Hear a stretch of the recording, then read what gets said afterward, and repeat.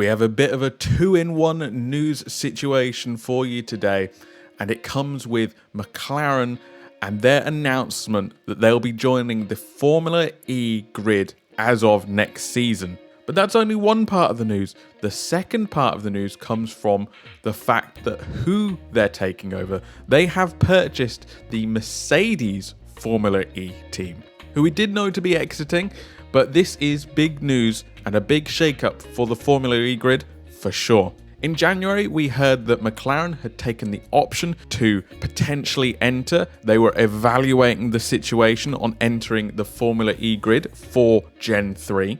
And around that time as well, we heard that Mercedes had decided to exit at the end of this season. So at that point, two questions became clear. If McLaren were going to enter, how would they do it? And would anyone take over the Mercedes team when they exited? And that's how we've got to this two-in-one situation with McLaren taking over the Mercedes team. Obviously, we know McLaren and Mercedes do have a close relationship. Mercedes supply McLaren's F1 engines, and this just kind of shows us that that relationship is really solid. But let's not get it twisted.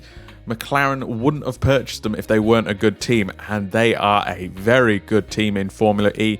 They are the reigning world champions, and going into this season defending their title, they are doing very, very well as well. So it seems like a really shrewd acquisition there from McLaren. Next season is Generation 3. Each of the car iterations that Formula E goes through is referred to as a different generation. This is Generation 3 of the car, so a brand new car, new makeup, that kind of thing. A big regulations shake-up like we see in Formula 1, but for Formula E. So it also seems like a good time for them to join as well. There's no news yet on driver contracts. We don't know who's going to be driving for the McLaren team just yet.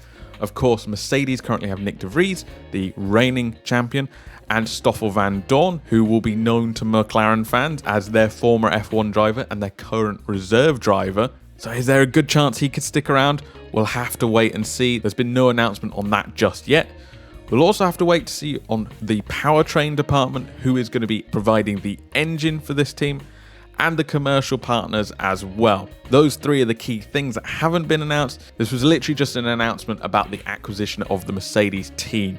They said there'll be more announcements going forward. This adds another feather to the cap of McLaren, another racing category in their portfolio, which is just incredible to think about.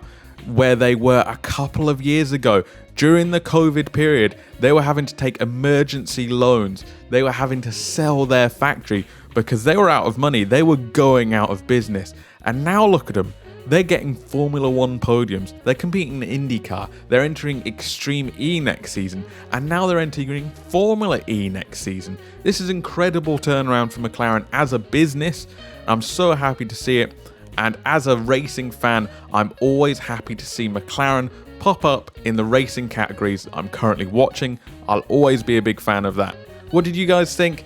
Are you excited for this McLaren announcement that they're entering Formula E, that they're taking over the Mercedes team, a team already built to win? Does that excite you?